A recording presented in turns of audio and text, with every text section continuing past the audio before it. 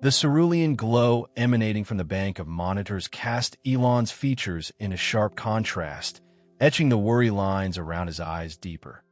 Another supper missed. Another night dissolving into a featureless expanse, marked only by the ceaseless flow of data to SpaceX, Tesla, Neuralink, the Boring Company, each a ravenous entity clamoring for his energy, each a black hole devouring his time and focus. He pivoted in his creaking leather chair, his hand raking through already tousled hair. The planet's burden, or a sizable chunk of it, bore down on him, a palpable pressure constricting his lungs that he checked the time. 3:17 m.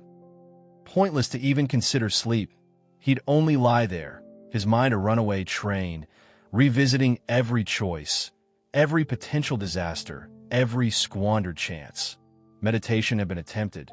Paltrow, ironically, had suggested it. He'd downloaded an app, carved out a quiet space in the frenetic office, an achievement in itself, and heeded the soothing voice promising tranquility. 0.5 minutes in, he was dissecting the app's algorithm, calculating its market potential, strategizing its integration with Neuralink.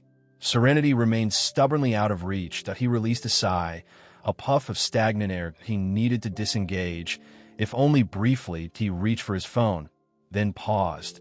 Each alert, each unread message, each overlooked call was another demand, another crisis clamoring for immediate action. He flung the device back onto the desk, its illuminated screen a silent accusation of his inability to simply disconnect.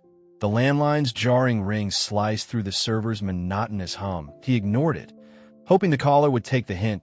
IT rang again, and again he snatched it up, a coil of annoyance tightening in his gut. "Musk," he snapped, his voice rough from disuse. "Elon, it's Kenji. We've got a situation." Kenji Tanaka, one of his top SpaceX engineers, sounded utterly defeated. Elon massaged his throbbing temples. "What is it, Kenji? I haven't the bandwidth for games." "The Raptor engine, sir, the static fire test, didn't proceed as planned." "Didn't proceed as planned?"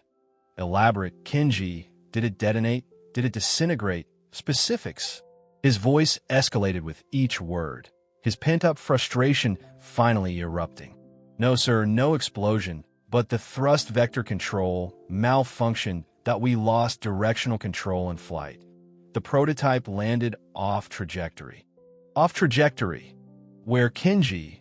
Where precisely did it end up? He could feel his heart hammering against his ribs. Each delay, each setback, was a hammer blow to his meticulously crafted roadmap, a vulnerability in the armor of his grand ambition. Silence stretched on the other end, a protracted, excruciating silence. "It impacted near Boca Chica village, sir." Elon cursed, a string of epithets that would have shocked a seasoned sailor. Boca Chica, the quaint, unassuming hamlet that had become unwitting prey in his relentless pursuit of space dominion, the town he had pledged to protect. "Casualties, Kenji? Any injuries?" The query hung in the air, laden with apprehension. "Fortunately, no, sir. That we were lucky. The evacuation procedures held. But there is damage, sir. Substantial damage. Several residences are uninhabitable." Elon shut his eyes, the weight on his chest intensifying to a crushing force. He envisioned the faces of the villagers, the wary glances, the tentative smiles. He recalled the community meetings, the commitments he had made, the guarantees he had offered. He had painted a portrait of progress, of advancement, of a future where their lives would be inextricably interwoven with the cosmos. But tonight, the stars felt galaxies away. "Compile a comprehensive report, Kenji. Every detail." And Kenji. He hesitated, groping for the appropriate phrasing. "Ensure everyone is cared for. Shelter, sustenance, medical assistance, whatever they require. Cost is no object." "Understood, sir." Kenji's tone was muted, his characteristic zeal replaced by dispirited resignation.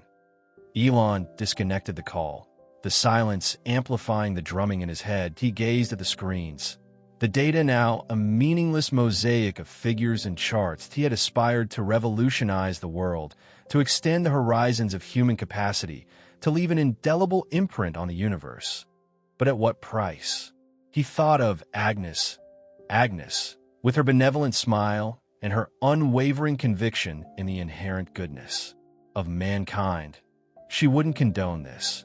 She wouldn't sanction the sacrifices he had demanded, the shortcuts he had taken, the human cost he had so easily dismissed. He rose, the chair screeching against the floor. He needed fresh air. He needed to recalibrate. He needed to recall his initial inspiration. He exited the office, leaving the monitors to flicker in the desolate space, their bluish light projecting elongated, distorted patterns on the walls. He ventured into the crisp night air, the Texas sky vast and indifferent above him. The stars, typically a fount of inspiration, seemed to deride him with their remote, unattainable splendor. He meandered aimlessly, his steps guiding him toward the familiar solace of Agnes's small house that he suspected she'd be awake. She always seemed to be a silent sentinel guarding the world as others slumbered. He arrived at her porch and faltered, unsure whether to intrude. But the burden was too heavy, the pressure too immense. He needed her insight, her counsel, her basic, steadfast humanity. He tapped lightly on the door, and a moment later, the door swung inward, and Agnes stood there, her eyes gleaming softly in the faint light. She wore her customary floral night dress, her gray hair gathered in a relaxed knot. "Elon," she greeted, her voice gentle and welcoming. "I anticipated your arrival." He remained silent. He simply stood there, the planet's weight pressing down on him, tears beginning to well. Agnes reached out and clasped his hand, her grip surprisingly firm. "Come in, dear," she urged. "Let's have a conversation." He followed her inside, the comforting fragrance of lavender and chamomile enveloping him. He sank into the well-used armchair, the plush cushions offering a modicum of comfort. Agnes sat across from him, her gaze unwavering and composed. "You appear weary, Elon," she observed, "and disturbed." He nodded, unable to articulate. "You are carrying too much, dear," she continued. "You are attempting too much. You are losing sight of what is truly valuable." He looked at her, his eyes imploring for understanding. "But Agnes, there is so much to accomplish. The globe needs me." Agnes smiled sadly. "The globe does not require you to exhaust yourself, Elon. The globe requires you to be human. Be empathetic. Be compassionate. Remember that progress void of humanity is no progress at all." He closed his eyes, her words reverberating in his mind. He had been so consumed by the future, so obsessed with innovation, that he had overlooked the present. He had forgotten the people whose lives he was supposed to be enhancing. He had overlooked the significance of human connection. He opened his eyes and looked at Agnes, her expression etched with concern. "I am at a loss," he confessed, his voice barely audible. Agnes smiled once more, a tender, reassuring smile. "Simply breathe, Elon," she advised. "Simply breathe, and remember that you are not isolated." She reached out and clasped his hand again, her touch a beacon in the darkness. That he squeezed her hand tightly, drawing strength from her steadfast presence. In that humble cottage, surrounded by the aroma of lavender and the warmth of human connection, Elon Musk, the visionary, the innovator, the individual who aspired to conquer the stars, finally permitted himself to acknowledge the weight of the world. And for the first time in what felt like forever, he didn't feel quite so utterly alone today. South African childhood. The Pretoria's sun blazed, distorting the edges of the immaculate school grounds into hazy illusions. For 12-year-old Elon, the oppressive heat only intensified the alienation of being among boys fluent in a dialect he struggled to grasp, a language of rugby triumphs, playful jibes delivered with hearty thumps, and an innate comprehension of the pecking order. He gripped his science textbook, its pages promising refuge from unwelcome company. He felt like a gear ripped from another machine, forced into a system where he didn't belong. Lunch breaks became solitary pilgrimages to the library, where he sought solace in Hawking's cosmic theories or Asimov's imagined worlds. He devoured knowledge with an almost desperate hunger. Yet the other boys saw only a peculiar, gangly youth with a foreign cadence and an unsettling intensity point one afternoon, stepping out of the library. Fingers stained with ink and his mind alight with thoughts of traversable wormholes, he found himself ambushed. Behind a cricket pitch point, three older boys, faces flushed with a mix of sun exposure and simmering antagonism, cornered him. Well, if it isn't Muskrat, the tallest drawled, reviving the nickname they'd coined weeks earlier. Still buried in those books? Afraid of a little sunshine, Yankee? Elon's mouth went dry. He tried to sidestep them, but they formed a barrier. Just heading to class, he stammered, more like trying to dodge reality. Another piped up, shoving him against the brick wall. The rough texture abraded his thin shirt. The leader advanced, eyes glinting. Think you're superior, with your highfalutin language and talk of space travel. He punctuated the question with a shove to Elon's chest that a knot of fear tightened in Elon's gut. He was no physical match for them. An experience had taught him the futility of reasoning. He steeled himself for the inevitable. Abruptly, a resonant voice shattered the tension. Hey, leave him be. Agnes Nkosi, her solid build projecting unexpected authority, marched towards them. Her dark eyes, typically creased with warmth and humor, now held a steely glint. She was a force to be reckoned with, a fact even the bullies seemed to recognize. Agnes, the tallest, stammered, embarrassment flickering across his features. We were just talking. Talking looks more like intimidation to me, Agnes retorted, her voice dripping with disapproval that made them squirm. Move along. Find someone your own size to harass. They mumbled their excuses and scattered, glancing nervously over their shoulders at Agnes and Elon as they retreated. Agnes turned to Elon, her expression softening. Are you all right, child? She gently smoothed a stray strand of hair from his brow. He nodded, a blend of shame and gratitude warring within him. He loathed appearing vulnerable, but her presence was a soothing balm. Thanks, Agnes. Those boys are simply ignorant, she said, her tone laced with quiet conviction. Don't let them dim your spirit. You possess a remarkable mind, Elon. Use it well. Later that evening, after supper, Agnes drew Elon away from the Stark House lights and into the vast embrace of the South African night. The air was cool and invigorating, carrying the faint tang of distant bushfires. Look up there, Elon, she instructed, gesturing towards the star-dusted firmament. Elon looked up, captivated. He knew the constellations in theory, gleaned from countless books, but witnessing them unfurl above him, a radiant tapestry stitched across the darkness, was an epiphany. That's Crux, Agnes said, identifying the Southern Cross. And those brilliant stars there, that's Centaurus. See how they guide the way? She wove tales of the stars, ancient legends passed down through generations, narratives of courageous warriors, impish creatures, and the very origins of the world. As she spoke, the constellations morphed from abstract shapes into vibrant entities, their light imbued with history and significance. My grandmother used to say that each star is a soul watching over us, Agnes murmured. They see everything, the good and the bad. They remind us that we are all connected, a piece of something greater. Elon listened intently, his usual restlessness replaced by profound tranquility. He sensed a connection to Agnes, to the land, to the cosmos, that dwarfed the petty squabbles of school and the relentless pull of his own aspirations. Do you think they see me? He asked, his voice barely audible. Agnes smiled, her eyes sparkling in the starlight. Of course, they see you, Elon. They see your intellect, your ambitions, your generous heart.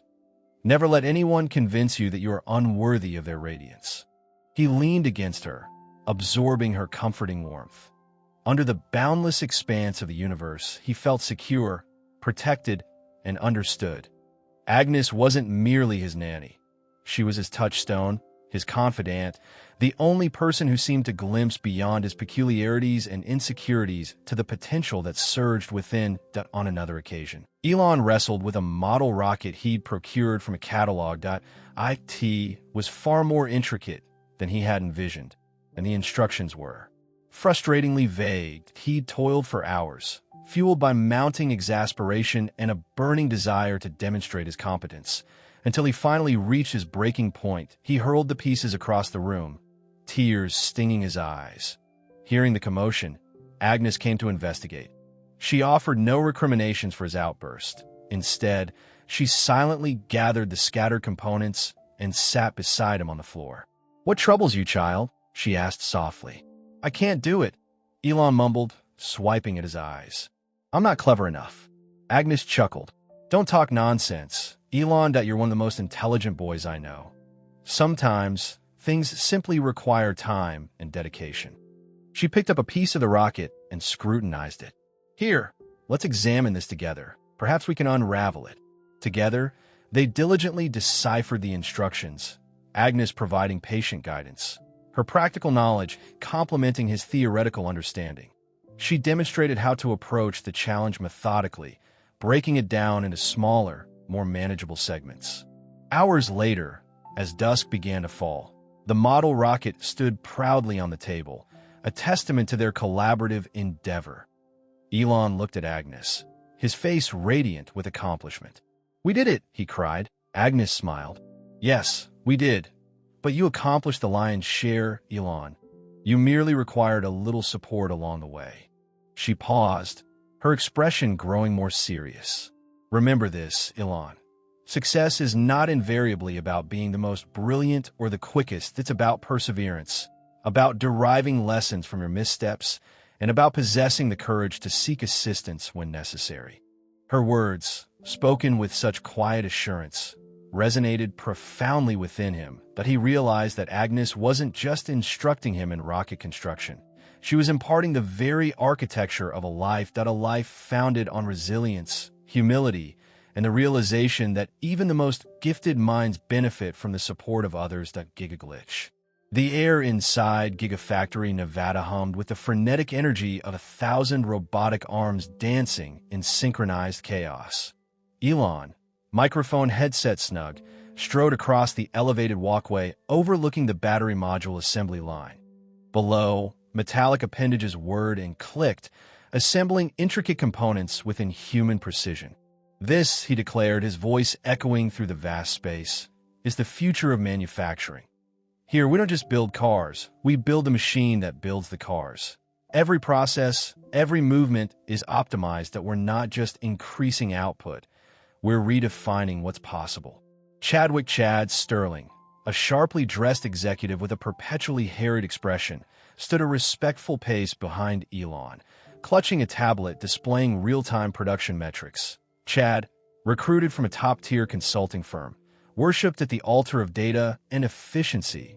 He viewed Agnes, Elon's childhood nanny, with thinly veiled suspicion. Her presence felt anachronistic, like a vintage radio buzzing amidst a symphony of digital instruments. The invited journalists and investors scribbled furiously, their faces a mixture of awe and apprehension. The sheer scale of the operation was breathtaking, a testament to Elon's relentless ambition and technological prowess. He gestured toward a serpentine conveyor belt snaking through the factory floor, its surface teeming with battery cells. "Our automated quality control system," Elon explained, "uses AI-powered vision to detect even the slightest imperfections. We're talking microns. Human eyes simply can't compete. Every cell is tracked, traced, and analyzed. 0.0 defects. That's the goal." Suddenly, a high-pitched whine pierced the air, followed by a series of jarring clangs. The conveyor belt ground to a halt. Robotic arms froze in mid-motion, their metallic limbs twitching erratically. The symphony of the factory floor dissolved into an unsettling silence. A red alert flashed on the massive screens displaying production data. Chad's face paled. He tapped furiously on his tablet, muttering about system overrides and network protocols. "What's happening?" Elon demanded, his voice sharp. "Minor malfunction, Elon," Chad stammered. "Looks like a cascading error in Sector 7. We're trying to isolate the cause." "Minor," Elon repeated, his eyes fixed on a motionless assembly line. "This is a complete shutdown. How long until we're back online?" Chad hesitated. "Estimates are unclear. Could be a few minutes, could be longer. The system is highly complex." Elon swore under his breath. The investors were murmuring amongst themselves, their earlier enthusiasm rapidly evaporating. He hated these glitches, these moments where technology faltered, revealing its inherent fragility. He had promised them perfection, seamless efficiency. This breakdown was a crack in the carefully constructed facade. "I'll check it out," Elon announced. Abruptly turning and striding towards Sector 7, Chad hurried after him, his tablet clattering against his leg. Sector 7 was a labyrinth of interconnected machinery, a dense forest of cables, pipes, and blinking lights. The air was thick with the smell of ozone and hot metal. Technicians in Tesla-branded overalls swarmed around a particularly large piece of equipment, their faces illuminated by the glow of diagnostic screens. Elon pushed his way through the crowd, his eyes scanning the machine. It was a critical component of the battery module assembly line, responsible for precisely aligning and welding individual cells. He could see sparks flying from a damaged control panel. The problem wasn't minor. It looked like a fried circuit board. Then he saw her. Near the base of the machine, partially obscured by a tangle of wires, knelt Agnes Nkosi. She was wearing a stained factory jumpsuit that seemed several sizes too large. Her silver hair, usually neatly braided, was escaping from beneath a Tesla-branded CAP in her hands. She held a multimeter, her fingers carefully probing the exposed circuitry. The hum of the machine was deafening. Elon stopped dead in his tracks. He stared at Agnes, his mind struggling to reconcile the image before him with the woman he remembered, the woman who had taught him about the constellations, who had soothed his childhood fears, who had instilled in him a sense of wonder and responsibility. Agnes, his nanny, here, fixing a malfunctioning machine in a Tesla gigafactory. It defied logic, but he pushed closer, his gaze sharpening. That Agnes' brow was furrowed in concentration, her lips moving silently as she traced the flow of electricity. Her movements were deliberate, precise, almost instinctive. "Agnes?" Elon asked, his voice barely a whisper. Agnes didn't look up. She continued to work, her focus unwavering. "Agnes Nkosi, is that you?" he repeated, louder this time. She finally glanced up, her eyes widening in surprise. That a slow smile spread across her face, crinkling the corners of her eyes. "Elon," she said, her voice a little raspy, but still carrying the warmth he remembered. "What are you doing here? Don't you have important things to attend to?" Elon was speechless. He could only stare at her, his mind racing. What were you doing here?" "Working." Agnes chuckled, a soft, melodic sound that cut through the din of the factory. "Someone has to keep these robots in line, Elon. They are clever, but they still need a human touch." Elon glanced at the machine, then back at Agnes. "You're fixing it." "Trying to," she said, gesturing to the damaged control panel. A surge overloaded the system. The safety protocols should have prevented this, but she trailed off, shaking her head slightly. Sometimes the best technology still needs a little persuasion. Chad, who had finally caught up, looked from Elon to Agnes with a mixture of confusion and disbelief. "Elon, do you know this woman?" Elon ignored him, but he knelt beside Agnes. Peering at the damaged circuit board, he recognized the burnt-out components, the telltale signs of an electrical fire. He had spent countless hours tinkering with electronics as a child, tearing apart radios and building rudimentary circuits. He hadn't touched a soldering iron in years, but the knowledge was still there, buried deep in his muscle memory.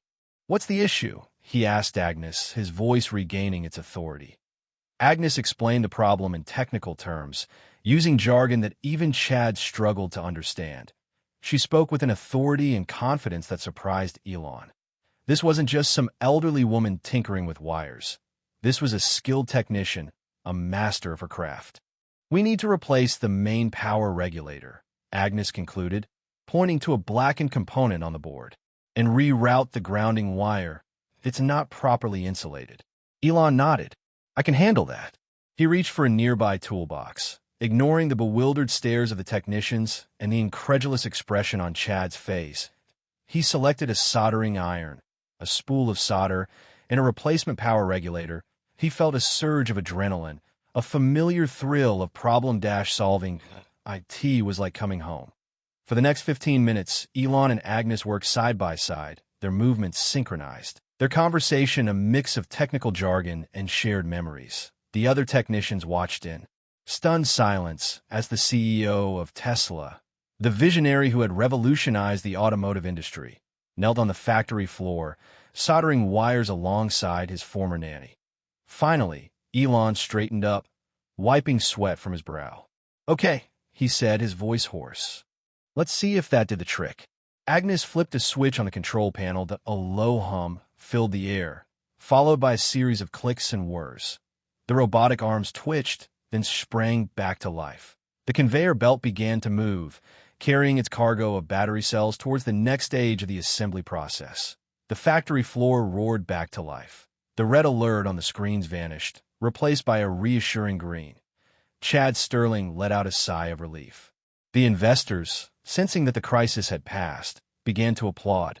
Elon looked at Agnes, a genuine smile spreading across his face. "You still got it, Agnes." Agnes smiled back, her eyes twinkling. "Never lost it, Elon. Just needed a little spark." Recognition.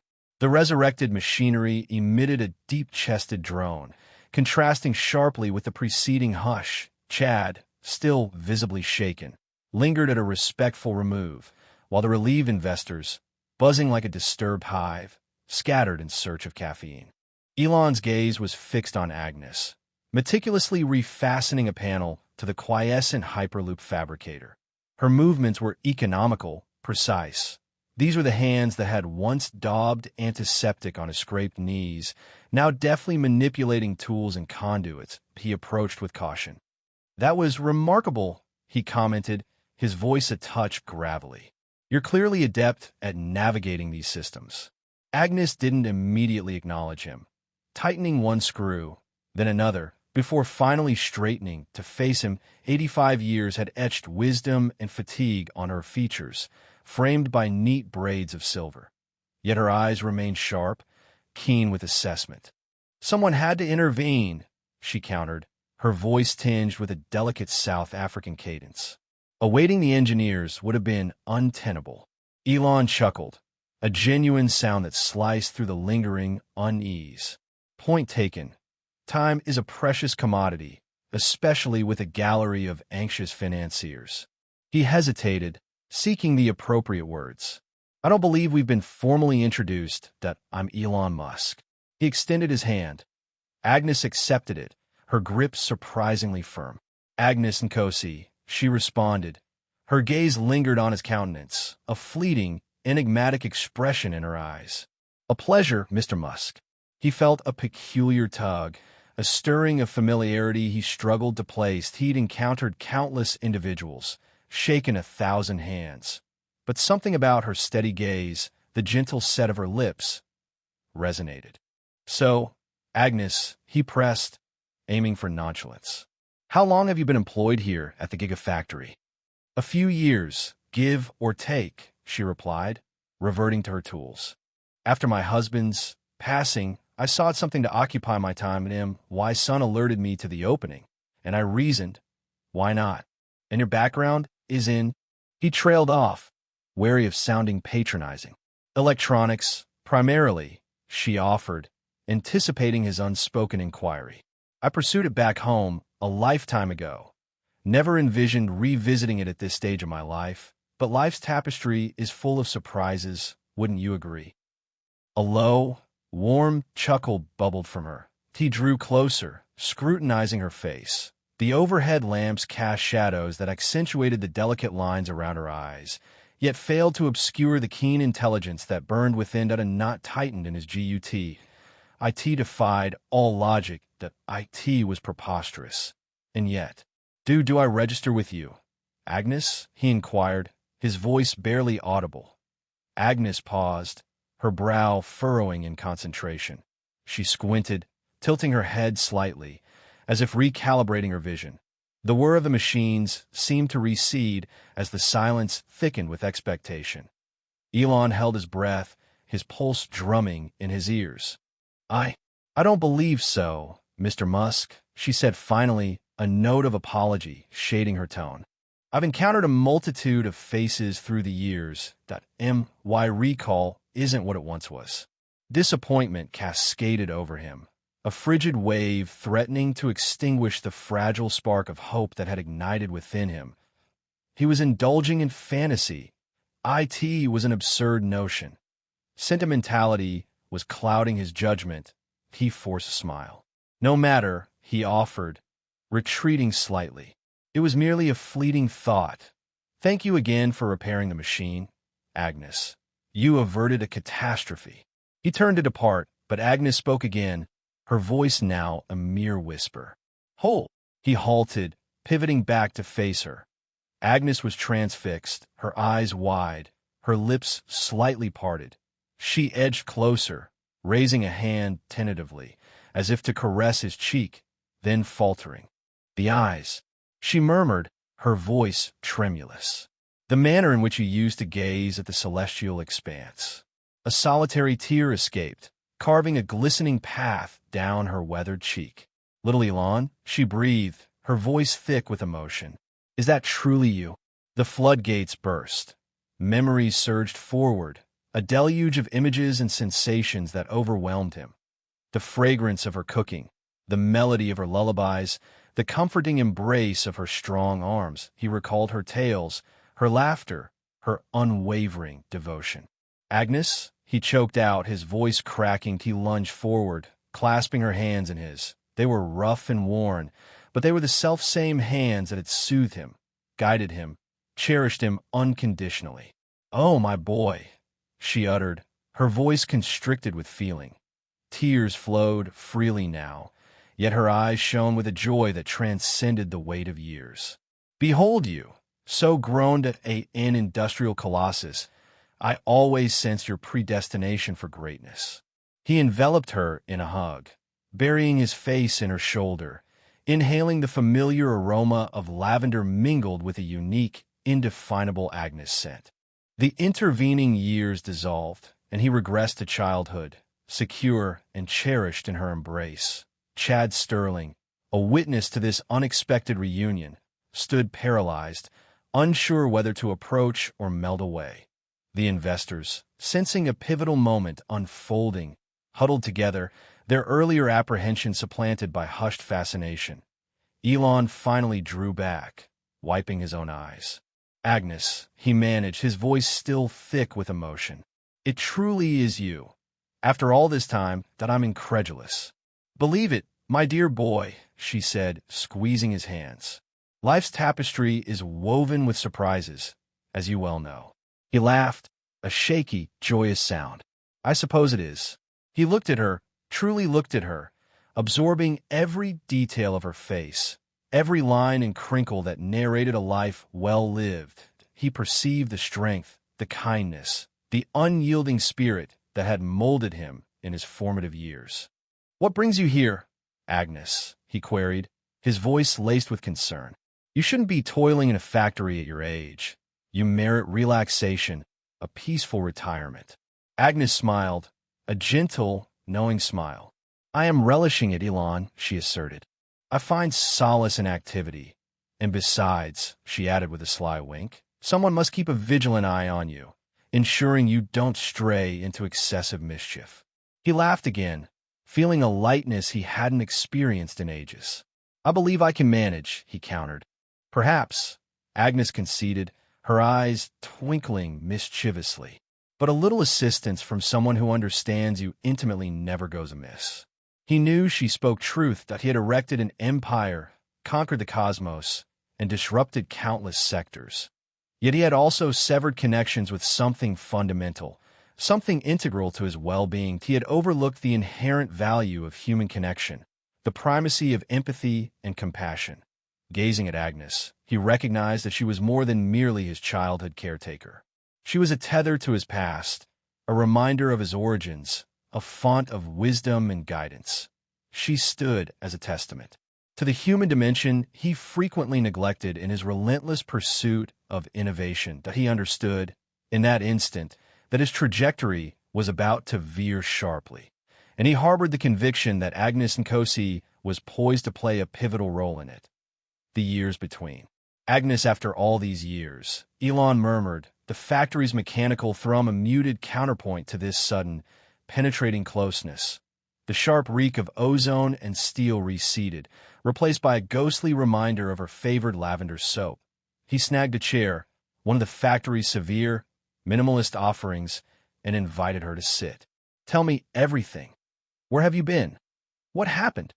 Agnes lowered herself into the seat, ramrod straight despite the years etched on her face, hands clasped formally in her lap.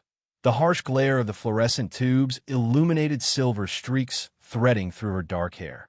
Fatigue lined her features, yet her eyes retained their familiar, unwavering warmth. Following your family's departure, she started, her voice a touch gravelly. Times grew tough. Your father, his generosity when I cared for you was substantial, but such funds dwindle, don't they? Especially when remittances are sent afar. Elon winced. A prickle of forgotten memory. He recalled a passing mention of Agnes's leave. Too young then, too absorbed in digital landscapes and lines of code, the significance evaded him. I sought employment, Agnes continued, but opportunities proved scarce. Nannying, you see, is often deemed a young woman's arena. That I cleaned homes, toiled at a bakery for a spell. Those pre-dawn starts nearly breaking me. My hands, she offered them, palms upward, the skin roughened and etched, ached something awful from the constant kneading. He registered the almost invisible tremor in those hands. He pictured them braiding his hair, patiently guiding him through the labyrinth of shoelaces. The memory lanced him with a sudden, keen guilt.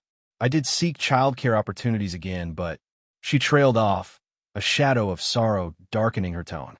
People crave credentials, certifications. That my sole qualification was raising your children, which seemed insufficient. That I possess skill in that role, Elon, but few took notice. Elon bent forward, resting his elbows on his knees, his gaze locked on Agnes, on knot tightened in his gut, a heavy ball of understanding. He'd been so consumed with constructing empires, with expanding the frontiers of technology, he'd utterly disregarded the human cost, the quiet battles fought in ordinary lives. Ultimately, Agnes disclosed, I acquired fresh skills. This factory work, initially it was daunting, a bewildering array of machinery and wires, but I adapt quickly, always have. And the financial necessity drove me. But this type of labor, Agnes, it pushes one hard. Elon responded, gesturing toward the enormous space resounding with the ceaseless motion of robots and workers. You shouldn't endure this at your stage of life. Agnes gave a dry, mirthless chuckle. Shouldn't, Mr. Musk, circumstances dictate. Retirement constitutes a luxury beyond my grasp, and why can back home remain reliant on my support? And I favor activity. Idleness, it squanders a precious life. He discerned a subtle spark of defiance in her gaze, the unyielding spirit that had always defined her. He recalled her reprimands for disassembling his toys, for his lack of appreciation. He'd then dismissed it as infantile nagging. Now, it resonated with a deep truth. What about your well-being? He inquired, his voice strained. Does this occupation, does it strain you too much? Agnes shrugged. My knees lack their former resilience, and my vision has dimmed somewhat. But I cope. That I recognize my limitations, and the workforce present here has treated me decently. They respect my years of experience. Elon harbored doubts about that. He understood the pressures his workforce faced, the relentless pursuit of greater output. He had cultivated an ethos of accomplishment, often at the expense of personal health. The notion of Agnes being subjected to those same demands, of straining herself beyond her capacity to meet his targets, was unbearable. You should have informed me, he blurted, the phrases tumbling out. Had I known assistance would have been rendered. Agnes smiled, a small, wistful expression. And how would I have contacted you, Mr. Musk? Your schedule is intense. Your presence is vital. I wished not to create inconvenience. Her statement served as a gentle reproof, a delicate reminder of the vast chasm dividing their existences. He was a billionaire, an industrial giant, charting the course of humanity's future. She was a senior citizen, battling to survive, laboring within his factory, invisible to him until this instant he raked a hand through his hair. Overtaken by a wave of humiliation, he'd been so absorbed by his aspirations, so blinded by his own brilliance, that he'd neglected the individuals around him, the individuals who had molded him, the individuals who truly mattered. I apologize profusely, Agnes, he managed, his voice barely audible. I was entirely unaware. Agnes reached out, gently laying her hand over his. Her touch was warm and comforting, precisely as he remembered. Hold no regrets, Elon. You were a fine child, an intelligent child. You were always destined for distinction. But what sacrifice did it demand? He longed to know what cost had his ambitions been realized. How many lives had been overlooked in his relentless pursuit of advancement? How much had he forfeited in the name of innovation? He peered into Agnes's eyes and found not reproach, but empathy. He discerned a life of diligent work, of quiet pride, of unshakable kindness. He saw a reflection of the values he had long suppressed, the values that had once held profound significance for him. Recount more, he urged, his voice now firmer. Relate the story of everything. Comprehension is essential. Understanding is necessary. Agnes nodded and commenced recounting the intervening years, the years of adversity and fortitude, the years that had forged her into the remarkable person she had become. Elon absorbed every word, his thoughts racing, his heart heavy. He realized this reunion represented more than chance, that it was an inflection point, that a chance to reconnect with his origins, to reassess his current state, and to reshape his trajectory, that a future where innovation incorporated not only progress, but humanity.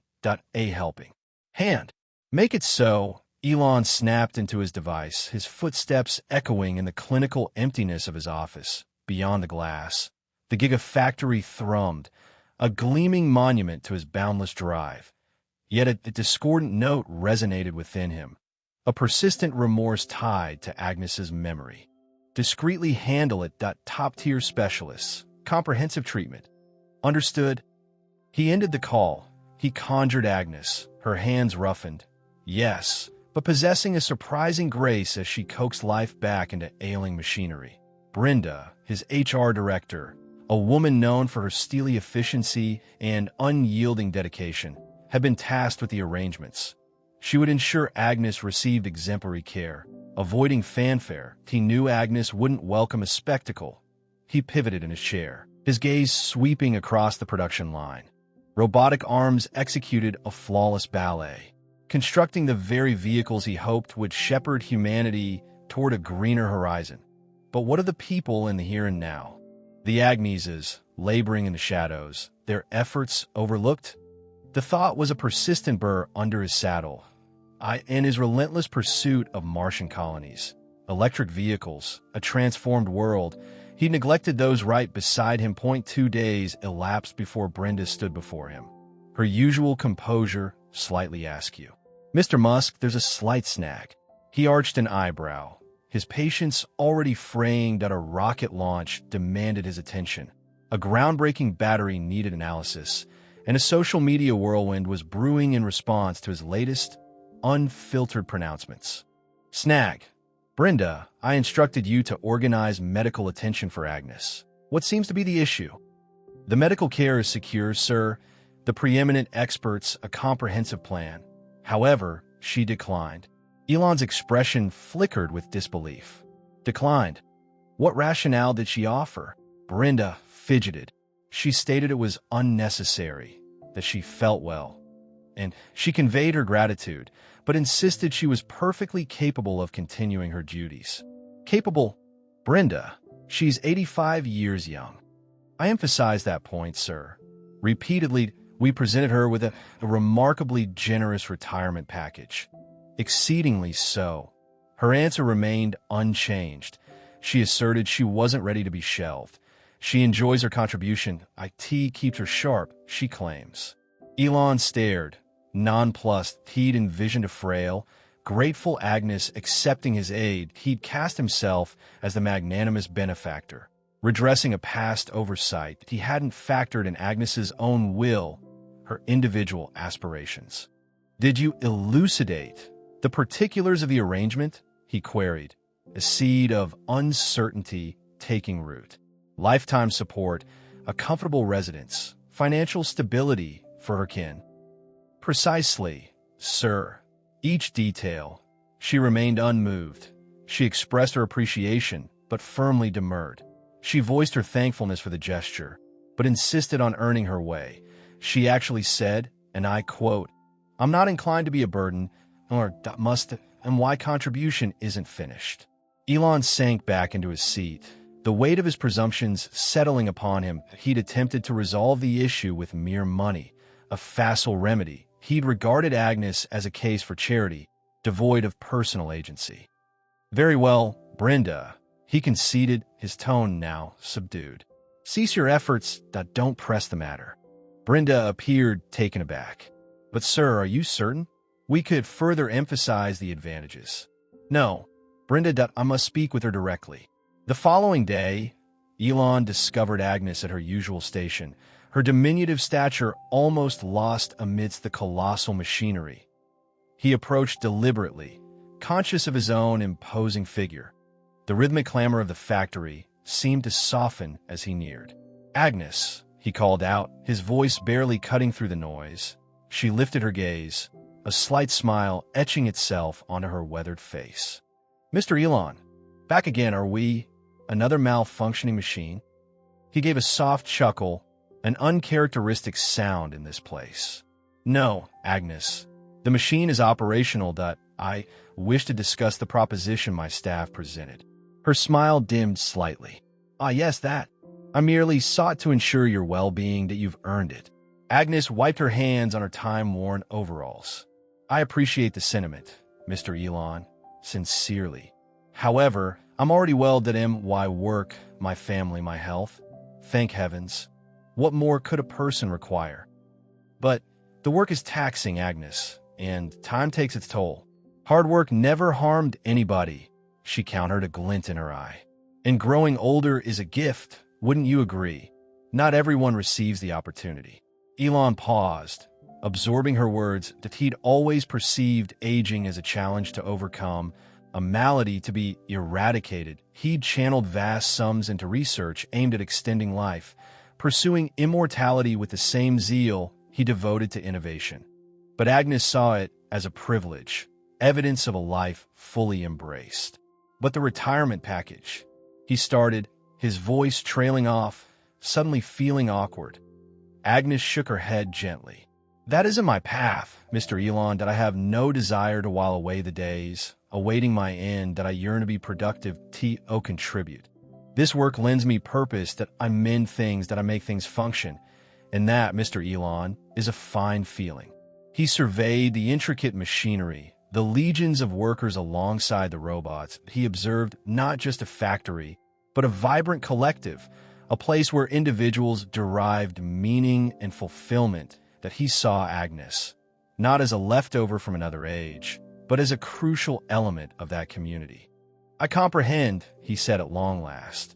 And for possibly the first time in a long time, he actually did. "Good," Agnes said, her smile restored. "Now, if you'll excuse me, Mr. Elon, there's a machine demanding my attention." He stepped aside, observing as she resumed her duties. Her movements surprisingly energetic, he departed slowly. The factory's hum transformed from a soulless drone into a chorus of human industry. He had come to offer assistance. But Agnes had bestowed something far more profound, a lesson in humility, and a reminder that true value resides not in material wealth or technological advances, but in the simple contribution to something larger than the self, humanizing technology. Elon observed Agnes. Her compact build belied the dexterity with which she wrenched a stubborn bolt on the bulky machine, that a smudge of grease adorned her cheek, a hard-won emblem from the gigafactory's front lines. Nearby, Chad Sterling, a human seismograph of unease, patrolled, his phone practically grafted to his ear, spewing directives into the digital ether. "Chad," Elon interjected, his voice a laser through the industrial symphony. "Give us room." Chad, caught mid-tirade about projected delays, clamped his mouth shut, and backpedaled like a scolded pup. Elon refocused on Agnes. "You're extraordinary, Agnes," he said, the sincerity palpable. "Truly, this machine, it's been bleeding us dry, and you silenced the hemorrhage, just like that." Agnes chuckled, a sound as comforting as a warm hearth, momentarily banishing the factory's metallic chill. "Years of tinkering, Elon. Machines just like us, really, they respond to patience, to a little understanding." Elon mulled this over. Patience, understanding, concepts not typically prioritized in his operational manual. Data, efficiency, optimization, those were his guiding stars. Yet, gazing at Agnes, at the quiet assurance radiating from her, he glimpsed the merit of a different tack. "Agnes," he started, a hint of uncertainty in his tone. "I misspoke earlier, regarding your retirement, about presuming I knew your desires." She wiped her hands on a rag, leaving dark trails on the already soiled fabric. "Your heart was in the right place, child. I understood that. Still, I want to acknowledge your value, your expertise." He hesitated, arranging his thoughts. "I have a notion, a proposal, if you will." Agnes arched a skeptical brow, but a spark of curiosity danced in her eyes. "We're perpetually shattering technological ceilings, Agnes, crafting things swifter, leaner, more sophisticated, but I fear we're overlooking the individuals who must actually interact with these marvels, the seniors, the differently abled, those who might falter before our interfaces, our designs." He swept his arm across the factory floor, an expansive gesture encompassing the robotic arms, the serpentine conveyor belts, the intricate tapestry of machinery. "What if you could guide us in making our creations more intuitive, more accessible, more idiot-proof, if you'll excuse the bluntness?" Agnes's expression softened perceptibly. "You want me to be an advisor?" "Precisely, we could brand it. Humanizing technology. You'd be a consultant, working in concert with our design teams, our engineers, guaranteeing that our innovations are not merely cutting-edge, but also considerate." He scrutinized her closely, searching for any hesitancy. He earnestly desired this, not as a charitable handout, but as a tribute to her singular gift and perspective. Agnes remained silent for a long span, her attention fixed on the now purring machine, a testament to her skill. Then she lifted her gaze, a smile blossoming across her face. "Elon," she responded, her voice infused with a renewed vigor, "I'm deeply honored. It's high time someone championed those left in progress's wake." Elon experienced a wave of elation, a lightness he hadn't felt in ages. This was more than just rectifying a blunder. It was planting the seeds for something novel, something meaningful. "Splendid." He clapped his hands together, jolting Chad, who fumbled his phone in surprise. "We initiate immediately. A comfortable office is in order, and unfettered access to our blueprints." Agnes chuckled again. "Hold your horses, child. This machine isn't fully mended, and the factory floor is where the true magic happens." Elon nodded. "Agreed. A comfortable chair, then, and perhaps a less threadbare rag." He swiveled toward Chad, who was frantically retrieving his phone, his face crimson. "Chad, assemble the design brigade in the conference chamber, post-haste, and alert them to engage their higher faculties." Chad, still unsettled, stammered, "But the Cybertruck presentation is in under an hour." "Reschedule it," Elon decreed, his tone leaving no avenue for argument. "This takes precedence. We're embarking on a new venture, one that will redefine our approach to technology." The design team, a huddle of brilliant minds fresh from the halls of MIT and Stanford, entered the conference room with puzzled looks. The atmosphere typically crackled with frenetic energy, fueled by imminent deadlines and Elon's relentless demands. Today, however, a different tension permeated the an aura of anticipation. Elon stood at the head of the table, his characteristic restlessness subdued by a quiet determination, but he gestured toward Agnes, who stood beside him, her presence a striking contrast to the room's sleek, minimalist aesthetic. "Team," Elon announced, his voice reverberating with conviction. "I present to you Agnes Nkosi. Agnes will be joining us as a consultant, specializing in the humanization of our technology." A murmur cascaded through the room. Humanizing technology, a novel concept, miles removed from the usual benchmarks of velocity, power, and innovation. Elon pressed on, "We've become so fixated on expanding the horizons of possibility that we've neglected the end users of our creations, that we've conceived interfaces that are labyrinthine, designs that are exclusionary, and technology that isolates swathes of the population." He paused, his gaze drifting across the faces before him.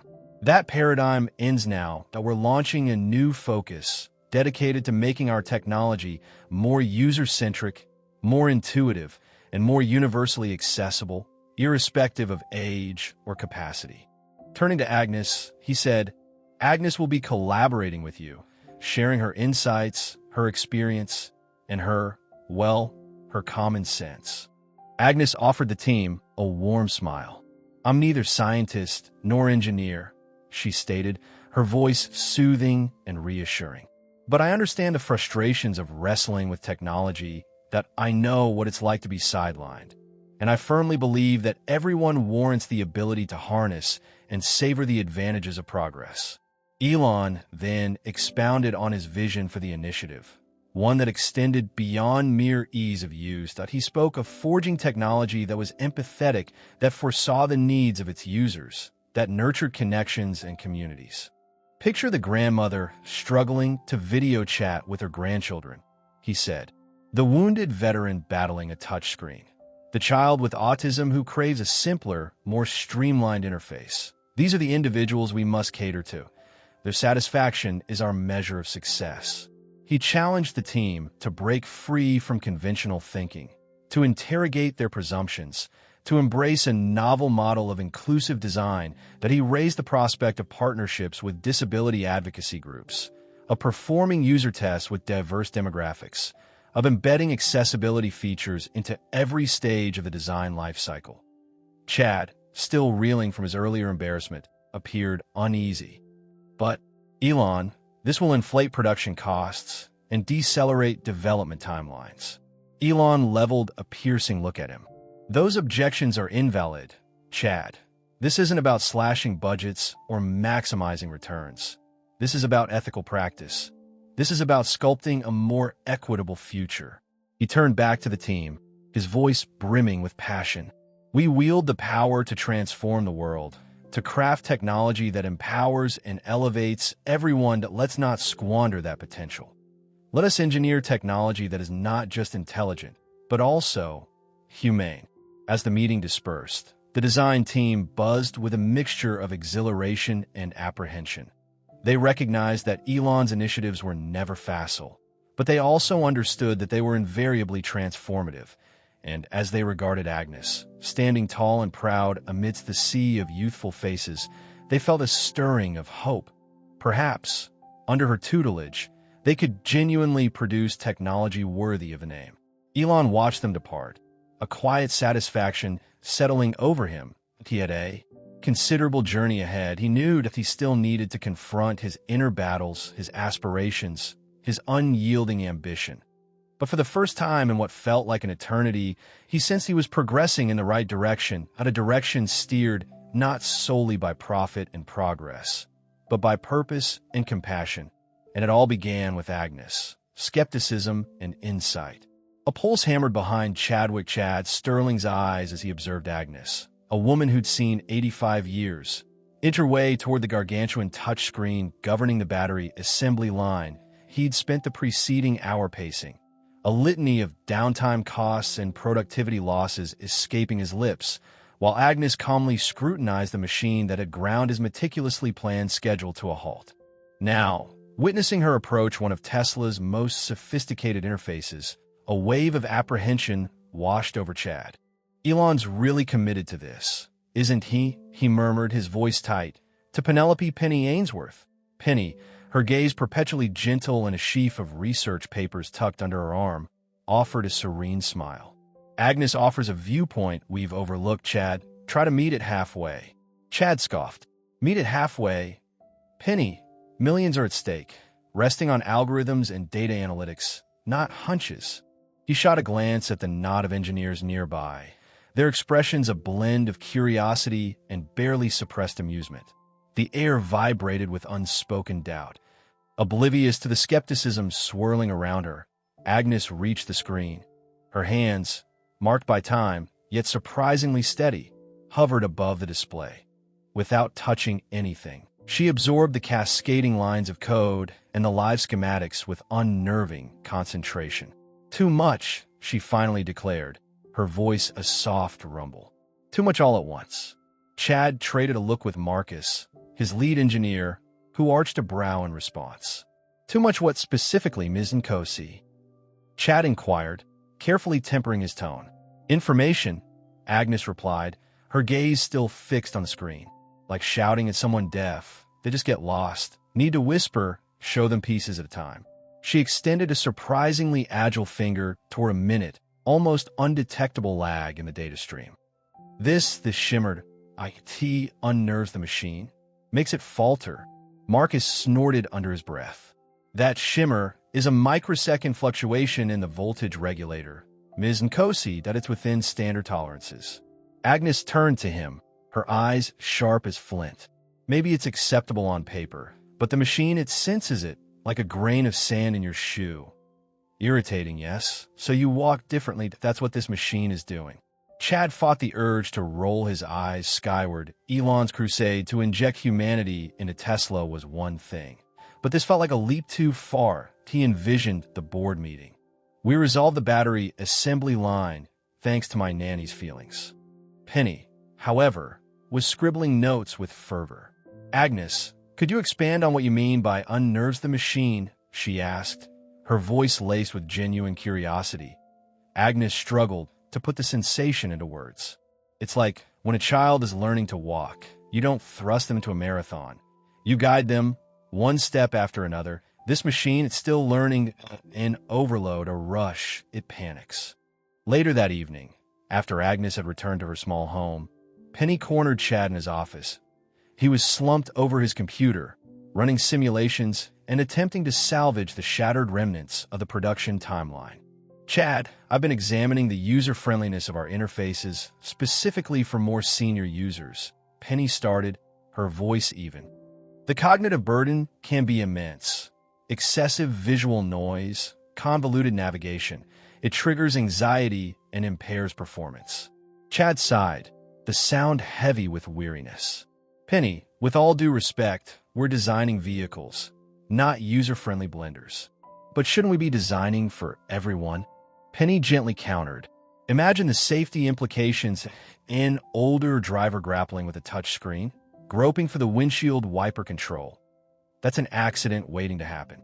She presented him with a research paper detailing the cognitive decline linked to aging and its influence on driving capabilities. Agnes's intuition, as you phrase it, might actually reflect a deep awareness of human constraints that we dismiss it as anecdotal. But there's a scientific underpinning to her observations. Grudgingly, Chad conceded to a limited test. He authorized Penny to collaborate with a team of UI designers to streamline the Tesla's touchscreen interface, prioritizing reduced visual complexity and simplified navigation. They even introduced a voice-activated system for key functions, taking inspiration from Agnes's counsel to whisper to the machine. A week later, they presented their conclusions to Elon and the executive team. The initial reception was tepid, efficiency reigned supreme, and simplifying the interface seemed to defy Tesla's pioneering spirit. Then came the demonstration. Penny had gathered a cohort of volunteers, spanning ages 25 to 85, to evaluate the original and the redesigned interfaces. The results proved eye-opening. While younger participants acclimated swiftly to both iterations, older volunteers floundered with the original interface, committing numerous mistakes and displaying clear frustration. The streamlined interface, however, dramatically boosted their performance, slashing errors by over 40% and significantly improving response times. The most striking moment occurred when they unveiled a novel safety feature born from Agnes's insights, a subtle addition. a visual and auditory signal that alerted the driver upon approaching a school zone or pedestrian crossing. The cue was engineered to be gentle and unobtrusive, avoiding the jarring alarms that frequently sparked alarm in older drivers. As the demonstration unfolded, Chad watched Agnes, who sat quietly at the back of the room, let a small smile grace her lips. He saw not just an elderly woman, but a perceptive observer of human nature, a born engineer who grasped the intricate interaction between humans and machines. Even Elon seemed intrigued. He leaned forward, a thoughtful crease appearing on his brow. So, by making the system more approachable for the elderly, we inherently enhance safety for everyone. Penny affirmed. Precisely, it's about accommodating human frailties, not merely exploiting technological prowess. It's about devising a system that collaborates with us, not against us. The room held its breath for a moment. Then, the head of engineering, a man notoriously devoted to data, spoke up. I'll admit, I was dubious, but the numbers speak volumes. There's a distinct advantage here, in both safety and usability. A reluctant respect for Agnes began to blossom within Chad. He remained unconvinced that intuition could supplant rigorous analysis, but he conceded that her insights had yielded concrete improvements. Perhaps this Tesla's humanizing agenda held more merit than he'd initially perceived. That evening, Chad found himself driving home, the demonstration playing on repeat in his thoughts. He glanced at the Tesla's touchscreen, now subtly refined with larger icons and a more intuitive layout. That he considered his own aging parents, who struggled with technology despite his fervent attempts to guide them, that he understood that Tesla wasn't simply constructing vehicles. It was crafting experiences, and those experiences needed to be available to everyone, regardless of their age or technological savvy. He picked up his phone and dialed Agnes's number, but he lacked certainty about what he wanted to convey. Perhaps a simple thank you, a recognition of her valuable perspective. But as the phone rang, he realized he was also calling to request her assistance, that he needed her wisdom, her insights, to navigate this fresh, more human-focused trajectory for Tesla. The company's future, he suspected, might just hinge on it. Rekindle bonds. The executive dining room resonated with hushed murmurs, a world away from the factory floor's mechanical chorus that Agnes had so expertly navigated earlier. Elon, usually bound by habit, had deviated from his routine, requesting this luncheon with Agnes, and trading his customary protein bar for an actual meal. He sat across from her, listlessly nudging a quinoa salad. So, Elon began, a hint of uncertainty coloring his tone. Chad tells me the touchscreen modifications have dramatically decreased errors. That's remarkable, Agnes. Agnes, unmoved by his renown or riches, offered a gentle smile. Remarkable? Hardly that. It's simply intuitive. Machines should serve humanity, not the inverse. Effective design anticipates human needs, not exacerbates them. She savored her fish with quiet precision, her movements efficient and deliberate. He nodded, absorbing her sentiment. But you pinpointed it so swiftly, identified the core issue practically at once. How? Years of observation, dear boy, she chuckled, the sound a soothing balm to his frazzled nerves. Years of witnessing breakdowns, and, more importantly, understanding their origins. People tire, lose focus, become discouraged. At a design that acknowledges these frailties is a design that endures. He leaned forward, intrigued. You were an engineer, then? Agnes demurred with a shake of her head. Not in the conventional sense. In prestigious degrees, that MY education was forged in the crucible of necessity, from mending what was broken. Back home, repairs were a DIY affair. You learned the inner workings of things intimately. He confessed, I always presumed, well, that your role was simply my caregiver. A tenderness entered Agnes' gaze. I did care for you, Elon, deeply. But nurturing doesn't negate competence that I needed to provide for my family, and I possess capable hands. Elon shifted, discomfort evident. He had confined her in his mind to a single dimension, a source of warmth and sustenance, devoid of aspirations or talents beyond childcare. The sting of his own short-sightedness was sharp. "I apologize, Agnes. I should have inquired." "No apologies necessary, Elon. You were a busy lad, building rockets in your imagination that I understood perfectly." She reached across the polished tabletop, briefly covering his hand with hers. Her touch was surprisingly firm, weathered yet reassuring. "Now, tell me about these rockets. Are they destined to carry people amongst the stars?" From that point, the conversation unfolded effortlessly. That he spoke of Mars, of sustainable energy solutions, of the promise and peril of artificial intelligence. He articulated his ambitious visions, the audacious objectives that consumed his thoughts. Agnes listened intently, peppering his monologue with perceptive questions, not concerning the technical aspects, but rather their impact on the human condition. Will these innovations alleviate the burdens of everyday life, Elon? Will they uplift humanity or exacerbate existing inequalities? Her queries struck a chord, compelling him to acknowledge the uncomfortable truth that his primary focus had been on groundbreaking advancements, often sidelining considerations of widespread accessibility and equitable distribution. But he recognized that he had become so immersed in the what and how that he had neglected the fundamental why. The following day, Elon discovered Agnes immersed in technical drawings in a small, impromptu office that Penny had somehow managed to create for her near the research and development labs. Dr. Anya Sharma, the head of human-machine interface, stood beside her, her brow furrowed in deep thought. Anya noticed Elon's approach. "We're attempting to quantify Agnes's insights into cognitive burden. She possesses an extraordinary ability to discern potential stress triggers within the system, but we must translate that inherent talent into tangible data." Agnes, indicating a complex diagram of a cutting-edge battery module, elaborated. "Take this, for instance. The diagnostic codes are excessively numerous and remarkably alike that a technician under duress could easily misinterpret them, leading to an expensive error." Anya affirmed.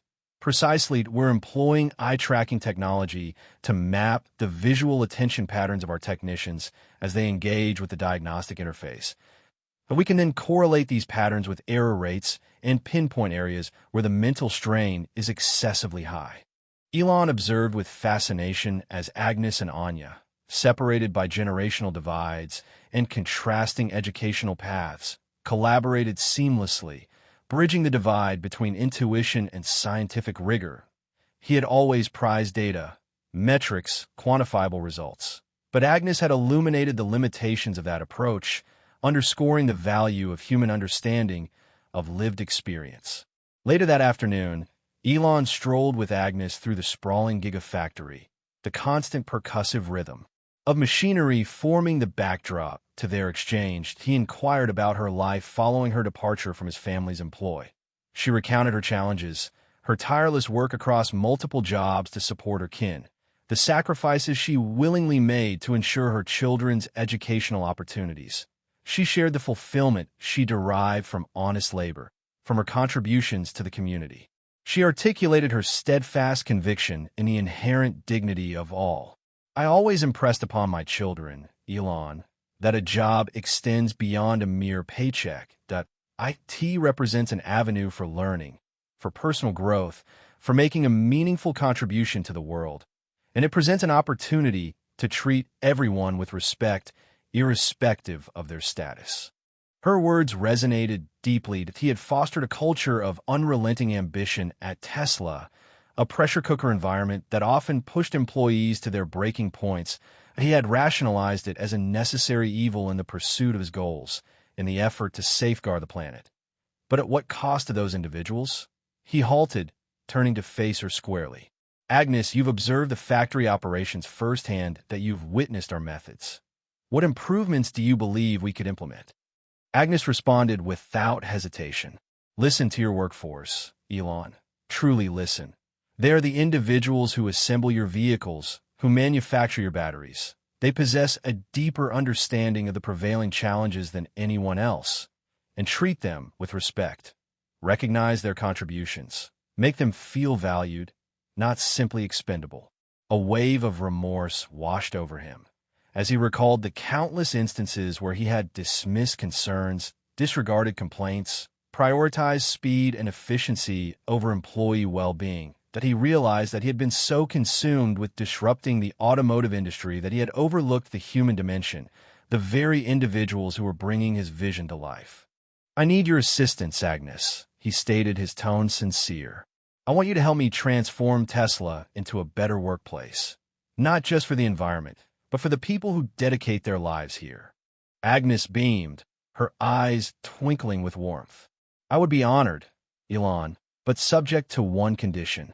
"Anything," he replied, eager to make amends for his prior neglect. "That you commit to making time for yourself. Rest. Remember that life encompasses more than merely work. You must nurture your spirit, dear boy, or face burnout." He managed a faint smile. That it was a commitment he knew he would struggle to uphold, yet one he desperately needed to make. As they continued their walk, the din of the gigafactory subsided slightly, supplanted by a gentle sense of optimism, a premonition that, with Agnes by his side, he could not only revolutionize the world, but also rediscover his own humanity. The poaching attempt. Marcus Thorne rotated the crystal tumbler, the captive amber liquid catching the light. Below, the sprawling Los Angeles cityscape pulsed with a million tiny lights, a testament to achievements mirroring his own. But the panorama held no allure tonight. His thoughts were consumed by Agnes and Kosi. "So, she's genuinely shifting the needle." Thorne's voice, a low rasp, cut through the silence. His gaze pinned Brenda, head of talent acquisition, a woman renowned for both her cutthroat business sense and an uncanny knack for divining vulnerabilities. Brenda smoothed the lapel of her tailored suit, its severe lines echoing her nature. Substantially, Marcus, touchscreen errors have plummeted nearly 15% since she started consulting. The public relations windfall alone is invaluable. Grandma fixes Elon's factory. The internet is ablaze. She's become an unexpected buffer against criticism regarding working conditions. Thorne emitted a short, mirthless bark of laughter. "A buffer. I like that. Musk is softening, letting sentiment get in the way. A weakness I don't share." He pushed himself from his leather throne, pacing the expanse of the room. Agnes and Kosi in octogenarian tech. The irony is rich, but effective. We need her, Brenda. Securing her would send a potent signal. Brenda concurred, a predatory spark in her eyes. It would deflate Musk's narrative, demonstrate that we value experience and authentic ingenuity more than he does. Thorne halted, his gaze locking onto Brenda with piercing intensity. "Precisely. Her skills are secondary. It's about the image. Envision the headlines. Tesla engineer jumps ship to cutting-edge firm." Agnes and Kosi. "The future is here." It would be a blow to Musk's pride, not to mention his market cap. Brenda inclined her head, already calculating the prospective fallout. "I'll draft an offer. Something irresistible." Thorne raised a hand, forestalling her. "Hold, I want a face-to-face. I need to assess her, understand her motivation. Find her lever. Everyone has one, Brenda. Even a kindly old woman." He paused, a glint of anticipation hardening his features. "Especially a kindly old woman who's suddenly become essential." Agnes murmured a tune as she toiled, the comforting drone of the machinery a familiar backdrop to the factory's vibrant chaos. She was reconfiguring a robotic arm, fine-tuning its sensors to improve its handling of delicate circuitry. Other specialists had grappled with the task for days, but Agnes, with her seasoned dexterity and innate grasp of mechanics, had swiftly pinpointed the flaw. A touch on her shoulder startled her. She turned to see a towering, impeccably dressed figure sporting a practiced smile. He radiated the aura of affluence, a polish that put her on edge. "Ms. Nkosi, I gather?" he inquired, his voice as smooth as sculpted marble. "Marcus Thorne. A pleasure, finally, to meet you." He extended a hand, his grasp firm and lingering a fraction too long. Agnes offered a brief handshake, her expression guarded. "Mr. Thorne. I don't recall an introduction." "Indeed, but I've been monitoring your contributions with considerable admiration." "Quite remarkable. what you've achieved here." He swept his hand across the bustling workspace, his smile unwavering. Integrating such time-tested resourcefulness into such a progressive setting that it's genuinely inspiring. Agnes's gaze sharpened. She recognized honeyed words, and this man was slathering them on. "I am simply performing my job, Mr. Thorne, and excelling at it. I understand that you've apparently resolved a problem that's been vexing Tesla for months. That's a rare gift. Ms. Nkosi, a gift deserving recognition." Thorne paused, letting his words settle, but he surveyed Agnes, his gaze intense and measuring. "My organization, Thorne Industries, is perpetually seeking extraordinary talent. We're pioneers in sustainable energy, pushing the boundaries of innovation, much like yourself." Agnes remained silent, awaiting the crux of the matter. She smelled a trap, scented with money and influence. "We have a distinctive opportunity that I believe would be ideally suited to your aptitudes and experience," Thorne pressed, his voice softening to a conspiratorial tone.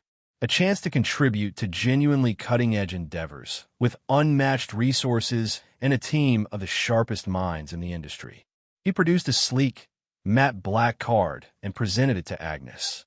"Consider it, Ms. Nkosi, the future of technology and your role within it. Give me a call." He flashed a dazzling smile, pivoted on his heel, and melted back into the throng of workers. Agnes stared at the card in her hand, her brow furrowed. It felt heavier than its size suggested. She tucked it in her pocket, a knot of apprehension tightening in her core. Asterisk, asterisk, asterisk. Later that evening, following her shift, Agnes settled into her compact, well-ordered apartment, the city lights twinkling like scattered gems beyond her window. She retrieved Thorne's card from her pocket, scrutinizing it closely. Its minimalist design declared wealth and ambition. She reflected on Thorne's overture, the way he'd appraised her, as if she were a prized acquisition that she'd picked up on the veiled condescension. The way he'd emphasized her time-tested resourcefulness, as if it were a peculiar anachronism. A surge of resentment coursed through her. She wasn't a piece in some corporate game. She wasn't a trophy to be paraded. She was Agnes Nkosi, and she had earned every advance through commitment and diligence. Yet beneath the anger, a seed of uncertainty took root. Was she being naive, clinging to devotion to Elon and Tesla? Was she squandering her potential, content with a predictable routine when she could be stretching herself to achieve even more? She recalled Elon, his genuine eagerness to learn, his authentic appreciation for her insights. She remembered his expression when she diagnosed the fault in the robotic arm, the flash of understanding that had illuminated his eyes. She might not grasp the full scope of his ambitions, but she believed, fundamentally, that he wanted to make a positive impact on the world. And then she pictured Marcus Thorne, his polished charm and his calculating, glacial stare. She didn't trust him, she didn't like him, and she certainly didn't believe he had her welfare in mind. Agnes reached for her phone and punched in a number.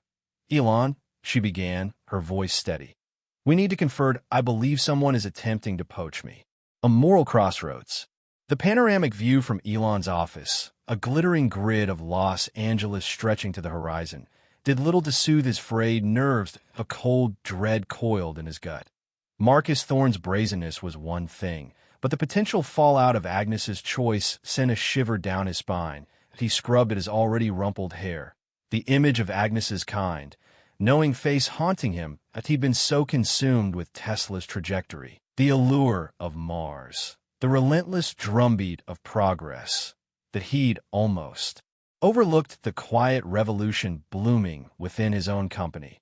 A movement spearheaded by a woman who championed humanity over the bottom line. He snagged his phone, thumbing through contacts until Anya's name appeared. He needed her clear-sightedness, her unwavering moral compass. Anya Sharma's brilliance was undeniable, yet it was her steadfast dedication to ethical innovation that he needed now. She wouldn't mince words. "Anya, you free?" he asked, his voice betraying his anxiety. "Elon, what's wrong? You sound distressed to the max." Understatement. Thorne just came after Agnes. A beat of silence. "Agnes, asterisk, your asterisk Agnes." the driving force behind your human-centric initiatives. The one and only. He poured out the details of Thorne's predatory offer and the internal struggle it triggered. He's waiving a ludicrous salary, stock options, the whole shebang. And I got him a loss, Anya. What does Agnes desire? Anya cut to the heart of it. That's the crux of it. I'm not sure. Not entirely. She's voiced her passion for her work, its significance. But Thorne's offer, it's alluring. To IT promises financial security, a future for her family. It's a game changer. And you fear she'll seize it. Absolutely terrified, he confessed, the words hanging like lead weights. Not merely for Tesla, though her departure would sting. But I'm deeply concerned for her. Thorne, he's a shark. Anya, he doesn't appreciate her intrinsic value. He only sees her as a pawn in his game. Then the path is clear, Elon. Anya asserted, her voice resolute. Support her, regardless of her decision. Easy for you to say, he grumbled, starting to pace again. This isn't some academic debate, Anya. This is about my company, my vision. Losing Agnes, it throws us off course. And what of Agnes's vision, Elon? The one she breathed into Tesla, the one you previously overlooked? Is that any less vital than yours? Her words, sharp and true, found their mark. That he'd always prided himself on his practicality, his ruthless efficiency. But Agnes had illuminated the fact that some challenges transcend algorithms and rocket science. They demand empathy, comprehension, a genuine connection to the human spirit. You're right, he admitted, his resistance crumbling. I need to engage with her, truly engage, without manipulation or coercion. Precisely, inquire as to her aspirations, her needs. Then, Elon, listen, actively listen. He ended the call, gazing out at the twinkling cityscape, each light a beacon of human aspiration and longing. That Agnes's aspirations were paramount now. He reflected on their conversations, the fire in her eyes when she spoke of democratizing technology, of crafting products that enriched lives. Money was never her chief motivator. Purpose was. He recalled a discussion surrounding the Gigafactory's design. His focus had been laser-locked on efficiency, on fine-tuning the manufacturing process. Agnes had gently pointed out the dearth of comfortable respite areas for the workforce, the lack of sunlight in certain zones. That she'd posited that a happier, healthier team would yield greater productivity, and she'd proven correct. Her implemented changes had dramatically curbed employee attrition and elevated team spirit. He picked up a framed photo from his desk, a candid snapshot of him and Agnes during a recent visit to the employee garden she'd championed. He was laughing, genuinely laughing, something he hadn't indulged in enough lately. Agnes was radiant, her arm draped across his shoulders. In that moment, he perceived not simply a previous caregiver, but a partner, a guide, a confidant. He knew he couldn't endure the thought of her toiling for Thorne, not because it would cripple Tesla, but because it would extinguish her spirit, her unwavering devotion to goodness. That he couldn't force her allegiance, but he could ensure she understood his profound regard and respect for her. Choices that he composed an email, revising and refining it until it felt right. Simple, direct, and sincere. He expressed gratitude for her contributions to Tesla, acknowledged Thorne's proposition, and pledged his support regardless of her ultimate decision. He concluded with heartfelt appreciation for her friendship and wisdom. Sending the email felt like releasing a tremendous weight, yet it also birthed a novel anxiety that he was relinquishing control, entrusting Agnes to make the best choice for herself. That IT was a terrifying prospect, yet also liberating. He decided to wander, to clear the fog in his mind. He left his office and ventured towards the Gigafactory's design lab, seeking inspiration, clarity. The air hummed with the scent of innovation and metal, a familiar aroma that typically energized him. Tonight, it felt heavy, saturated with uncertainty. Yes, he ambled. He passed a cluster of engineers engrossed in a prototype, their faces aglow with the light from a holographic screen. They were debating the merits of various battery arrays, their voices charged with passion and conviction. That he paused, absorbing their energy.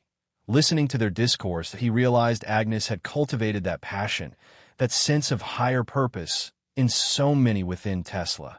She had fostered a culture of collaboration, empathy, and a genuine reverence for the human element of technology, and that he now recognized held greater value than any market dominance or profit margin. That he resumed his walk, the city lights now seeming less menacing, more like guiding stars. He remained uncertain of Agnes's choice, but he knew he'd be okay. He had absorbed a crucial lesson, one that would reshape his leadership, his vision, his legacy. He had learned that authentic innovation wasn't solely about building faster vehicles or launching rockets. That IT was about forging a superior world, one that prioritized human welfare and inclusivity above all else.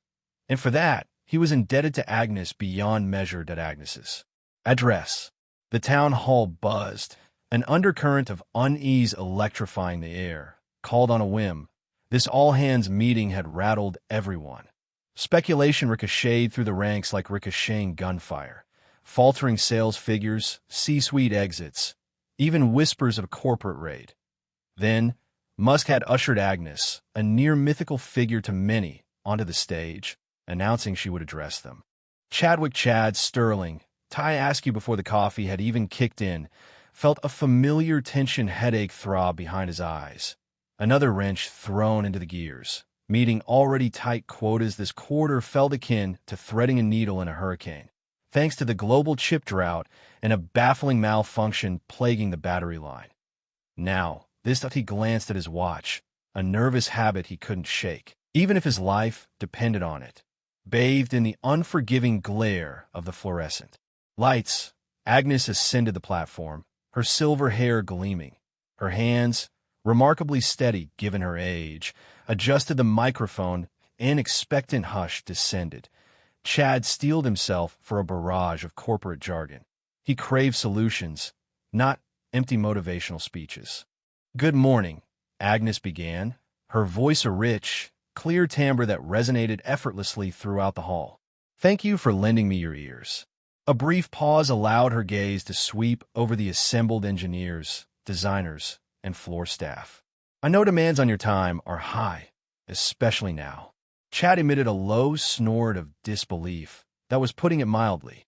"I've been a part of the Tesla ecosystem for some time, working on, imbuing our creations with a bit more humanity." A subtle smile graced her features. "And I've witnessed astounding breakthroughs.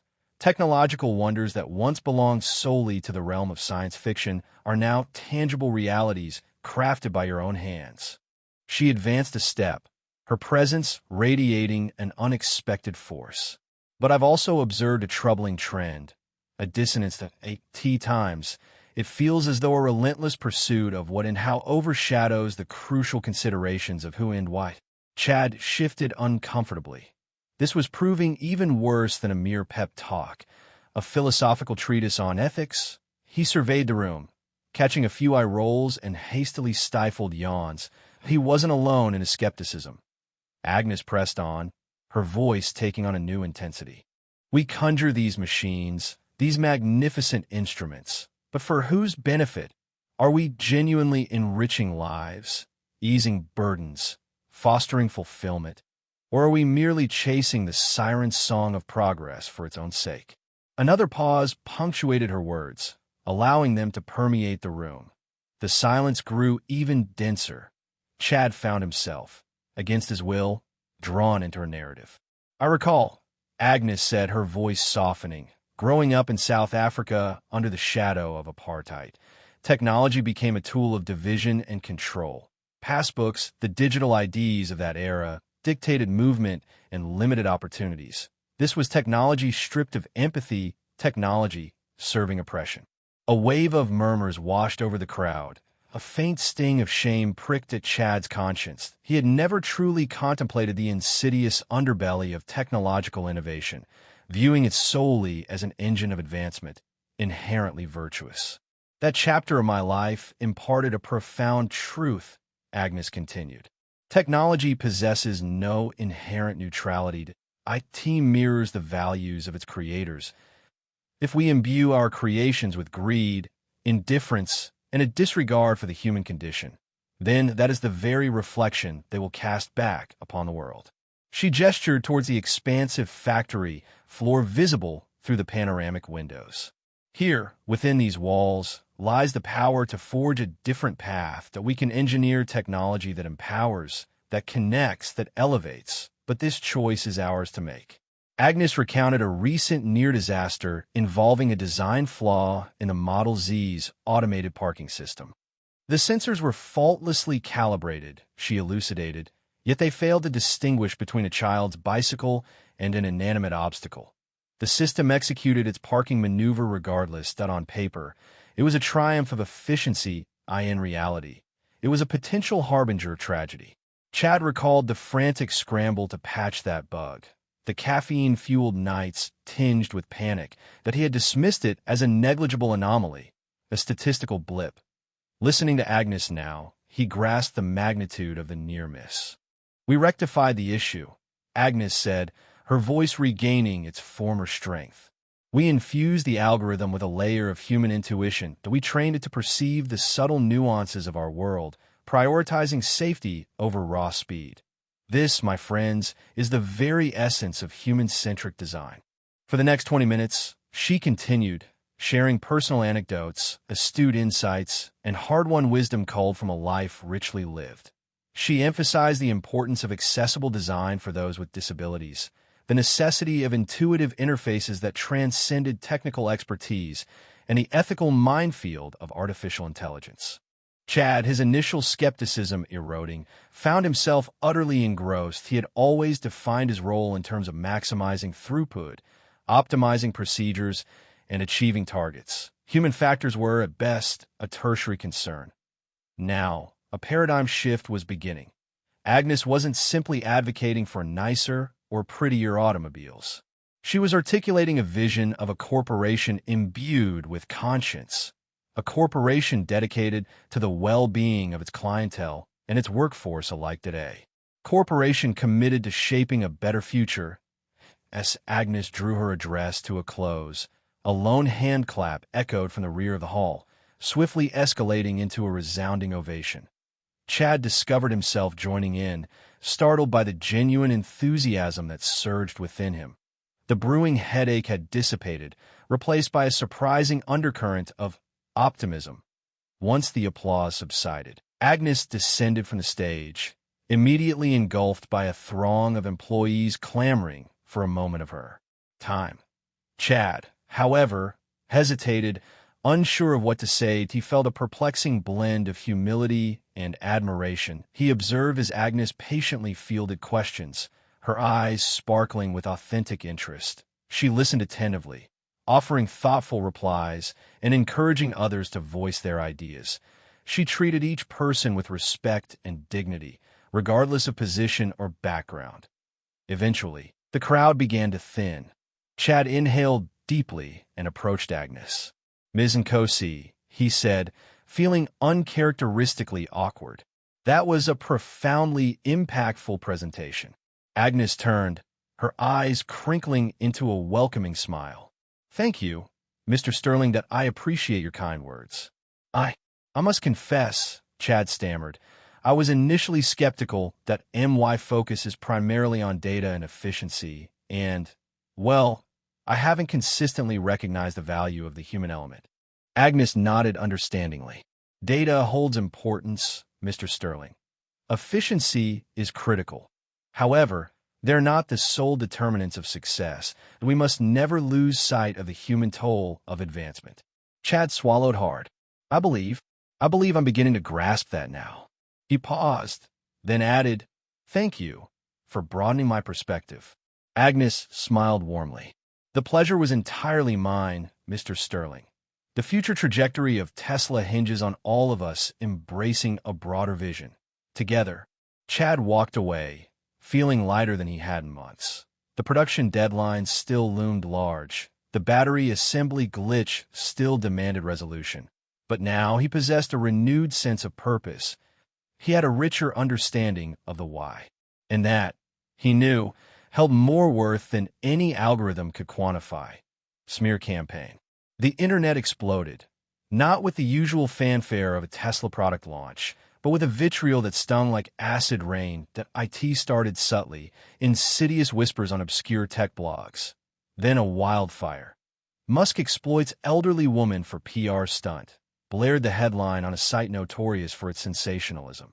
The accompanying article, riddled with half-truths and outright fabrications, painted Agnes as a frail, confused figure manipulated by Elon for his own gain. IT claimed she was essentially a prop, trotted out to soften his image and distract from Tesla's ongoing production delays. Another article, this one on a more reputable news platform, presented a carefully worded but equally damaging narrative. Tesla's human touch consultant, genuine savior or calculated move? It asked, subtly questioning Agnes's qualifications and implying that her sudden rise to prominence was nothing more than a cynical marketing ploy. Social media, predictably, amplified the negativity. Hashtag Musk exploits Agnes trended worldwide. Memes depicting Agnes as a puppet on Elon's strings flooded the internet. Doctored images circulated, twisting her words from the company address, making her appear out of touch and foolish. Elon stared at his phone, the blue light reflecting in his wide, disbelieving eyes. He felt a surge of anger, a white-hot fury directed at the faceless masses spewing their venom online. He wanted to tweet, to defend Agnes, to unleash the full force of his Twitter army, but he knew that would only add fuel to the fire. Every rebuttal would be twisted, every defense used as further evidence of his supposed guilt. He found Agnes in the small garden outside the design studio, tending to a row of lavender bushes. The late afternoon sun cast long shadows, painting the scene in hues of gold and purple. She was humming softly, her brow furrowed in concentration. He hesitated, unsure how to break the news. Finally, he cleared his throat. Agnes, he began, his voice unusually subdued. There's something you need to see. He showed her the articles, watching her face carefully. At first, she seemed confused, then a flicker of hurt crossed her eyes. But as she read on, a quiet resolve settled over her features. She straightened her back, her shoulders squaring. It's all right, Elon, she said, her voice firm. I know who I am. These words, they don't define me. But he saw the tremor in her hands, the slight tightening around her mouth. The words stung, no matter how strong she was. This is Marcus Thorne's handiwork, isn't it? Elon said, the name tasting like poison on his tongue. He wants to discredit us, to make me look bad, to get to you. He balled his fists, the anger threatening to erupt again. Agnes sighed. Perhaps, but anger won't solve anything. Elon, we need to respond with truth, with compassion. Elon scoffed, but he knew she was right. He had to fight fire with something other than fire. Meanwhile, in a small, cluttered office at Tesla headquarters, Isabel Izzy Rodriguez was staring at her computer screen, a knot of suspicion tightening in her stomach. She scrolled through the articles, the tweets, the endless stream of online commentary. Initially, she had been skeptical of Elon's story about Agnes. It all seemed too convenient, too perfect, a feel-good narrative designed to distract from the real issues plaguing Tesla. But after spending time with Agnes, after witnessing her genuine passion for human-centered design, Izzy had started to believe. Now, seeing this orchestrated attack, a different kind of suspicion arose. Something wasn't adding up. The articles were too coordinated, the attacks too personal. The smear campaign had the hallmarks of a professionally crafted operation. Izzy closed her laptop, a glint of determination in her eyes. She couldn't shake the feeling that something sinister was at play. She'd been tasked with investigating production delays, with finding the leaks within the company. Now, she had a new mission, to uncover the truth behind the smear campaign and expose whoever was responsible. She started with the source. Tracking down the origins of the initial articles proved difficult. The domain names were registered anonymously, the servers located in obscure countries. But Izzy was persistent. She used every tool at her disposal, every connection she had cultivated over years of investigative work. She dove deep into the digital rabbit hole, tracing IP addresses, analyzing website traffic, cross-referencing data points. Days blurred into nights. Izzy subsisted on coffee and sheer willpower, fueled by a growing sense of outrage. She interviewed sources, poring over financial records, piecing together fragments of information. Slowly, painstakingly, a pattern began to emerge, a pattern that led back to Thorne Industries. Not directly. Of course, Marcus Thorne was too clever for that. But Izzy found a tangled web of shell corporations, offshore accounts, and anonymous payments that ultimately pointed in his direction, that he had hired a public relations firm known for its aggressive tactics, a firm that specialized in character assassination. The evidence was circumstantial, but compelling. Izzy knew she needed more, something concrete that would definitively link Thorne to the smear campaign. She needed a smoking gun. She decided to focus on the PR firm itself, sifting through their client list, interviewing former employees. That IT was a long shot, but she had a hunch that someone within the firm might be willing to talk. After days of dead ends, she finally found a lead at a disgruntled former employee, recently fired for ethical concerns, was willing to meet. He was hesitant at first, afraid of retaliation, but Izzy's persistence and her promise of anonymity eventually won him over. He told her everything. How Thorne Industries had hired them to neutralize Agnes and Kosi and discredit Elon Musk. He showed her the strategy documents, the talking points, the carefully crafted narrative designed to undermine Tesla's reputation. Izzy felt a surge of vindication, mixed with a cold fury. She had the smoking gun. She compiled her findings, meticulously documenting every piece of evidence, every connection, every anonymous payment. She knew that presenting this information to Elon would be a gamble.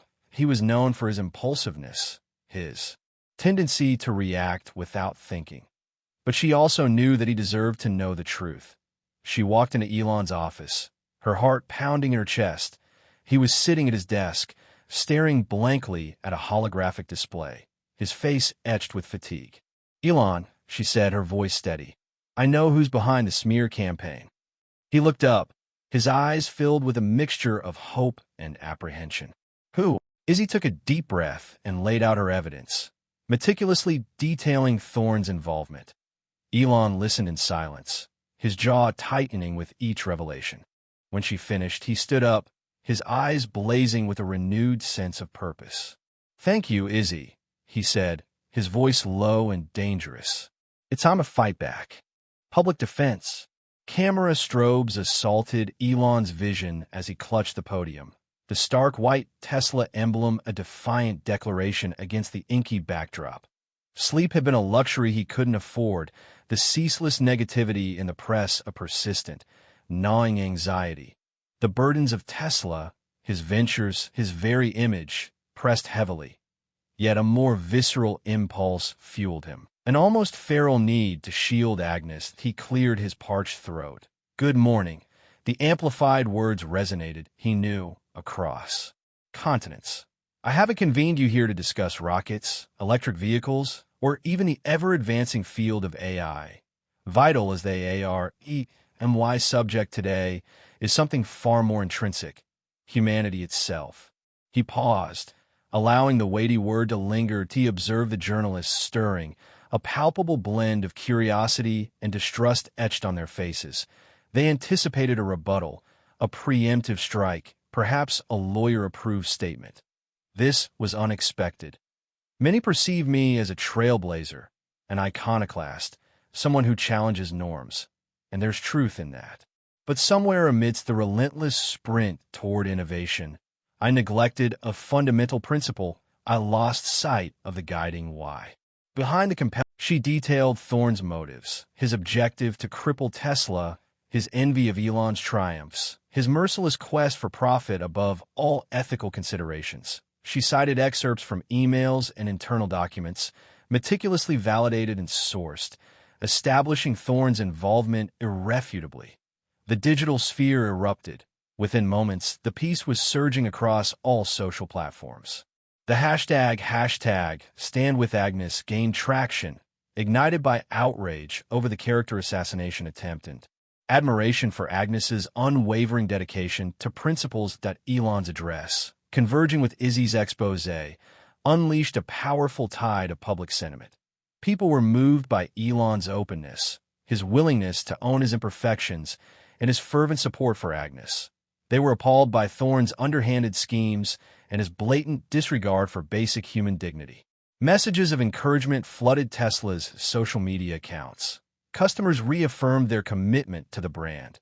Employees voiced their pride in working for an organization that championed ethical practices and social responsibility. Agnes, observing the unfolding news from her modest office at the Gigafactory, felt a wave of profound emotion. Tears shimmered in her eyes. She hadn't invited the spotlight, but she was deeply touched by the outpouring of solidarity. IT validated her life's dedication, a testament to the transformative power of compassion and human connection. Elon, finally freed from the press, watched news. Reports flashing across his mobile device, he absorbed Izzy's article. A muscle ticking in his jaw with each sentence, he felt a surge of white-hot anger toward Thorne, counterbalanced by sincere gratitude toward Izzy. She'd risked her livelihood to reveal the truth, a debt he wouldn't forget. He understood that the battle was far from concluded. Thorne would undoubtedly retaliate. Yet for the first time in weeks, a flicker of hope ignited within him. He possessed the power of truth on his side, fortified by the backing of the populace. And he had Agnes, a guiding light in a world often veiled in gloom and skepticism. He was certain that, together, they could navigate any impending tempest, a lasting legacy. The market's reaction bordered on euphoric, blindsiding even Elon. Tesla's stock, already vigorous, rocketed skyward. But it wasn't simply about financials. A redemptive tale was unfolding. The press, once skeptical, now portrayed a tech giant, chastened and led by an unlikely oracle of virtue. Articles celebrated Tesla's revitalized ethical compass, crediting Agnes as the catalyst. The narrative shifted from electric vehicles and interplanetary ambitions to the human element, the so-called Agnes effect. Elon observed the surging numbers on his office display, a peculiar blend of relief and wonderment washing through him. He'd weathered many a storm, but this felt fundamentally distinct. This transcended technological marvel or market domination, touching on something deeper.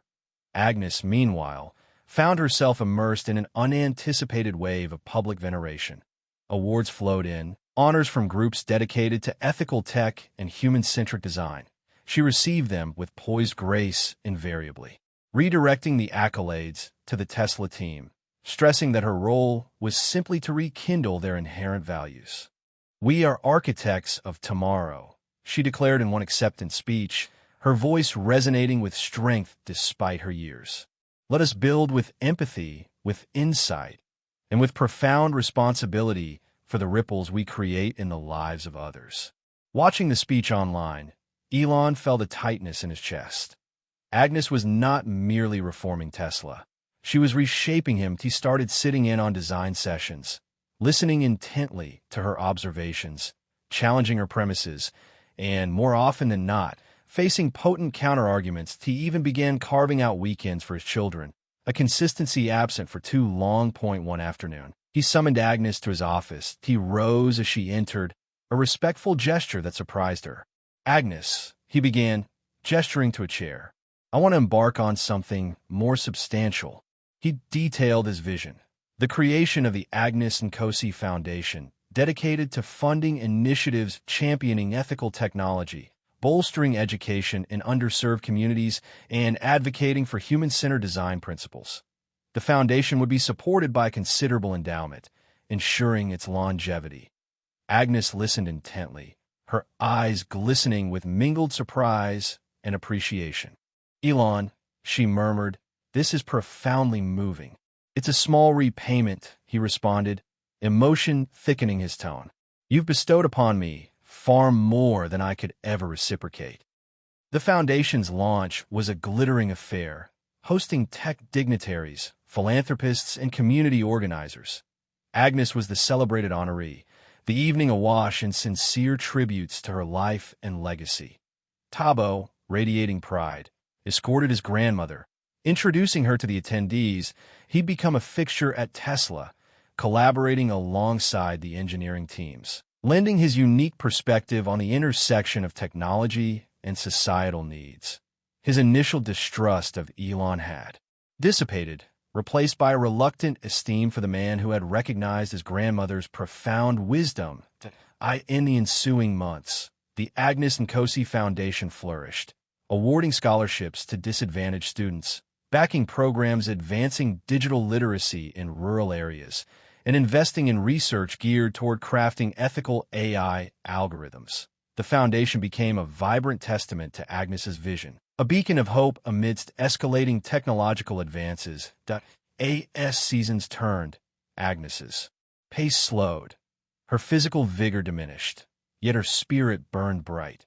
She continued her work, advising Elon and the Tesla Collective, mentoring budding designers, and imbuing all she encountered with her unwavering optimism. One crisp autumn evening, enveloped by her family and dearest friends, including Elon, Agnes transitioned peacefully. There was neither struggle nor suffering, simply a serene yielding to the inevitable. That a deep sense of bereavement permeated the room, yet it was tempered by the acknowledgement that she had lived a rich and purposeful existence, leaving behind an enduring legacy of compassion and intent. The funeral was a momentous gathering, attended by leading figures, community members, and Tesla personnel. The church was overflowing with mourners, a testament to the countless lives Agnes had touched. Elon stood at the lectern, his voice betraying a slight tremor as he began. "I encountered Agnes when I was adrift," he confessed, his gaze moving across the assembly. "I was so consumed with building, with achieving milestones, that I lost sight of the why. I forgot about the importance of people." He paused, inhaling deeply. Agnes rekindled that awareness. She reminded me that technology is not an endpoint, but a tool, a powerful tool to forge a better world, a more just world, a more equitable world. He spoke of her steadfast faith in human goodness, her gentle sagacity, and her fierce resolve to make a difference. He shared anecdotes from his youth, stories of her benevolence, her patience, and her unyielding support. She was more than a caregiver, he shared, emotion cracking his voice. She was a maternal figure, a guide, a confidant. She was the ethical lodestar that steered me through some of the most turbulent periods of my life. He concluded his eulogy with a solemn promise. Agnes's legacy will endure. Through the Agnes and Cosi Foundation, through the endeavors we pursue at Tesla, through the myriad lives she enriched, her spirit will continue to propel us to greater heights, to nobler actions, and to the construction of a future worthy of her vision. As the service drew to a close, Elon moved deliberately toward the casket, placing a solitary white rose upon it. He remained standing there for a moment, lost in reflection, his eyes welling with tears. He knew Agnes was gone, yet her influence would forever remain imprinted within him and throughout Tesla. The drive back to his office was pensive, the sinking sun painting the sky in gradients of amber and violet. Elon leaned back in his seat, gazing out the window, contemplating the profound impact Agnes had exerted on his life. He considered his initial ambition, his relentless pursuit of achievement, his frequently callous methodology in business, that he recognized that he had been so fixated on constructing an empire that he had nearly discounted what genuinely held significance. Agnes had illuminated the return journey. She had reminded him of the primacy of human connection, of ethical accountability, and of the force of compassion. She had shown him that true accomplishment was not quantifiable in dollars or accolades, but in the affirmative influence exerted upon the lives of others. He arrived at his office, the building stretching a long shadow in the gathering gloom. He entered, the familiar drone of the servers permeating the air. He settled at his desk, staring at the illuminated displays. Yet his thoughts were not engaged by the data or the algorithms.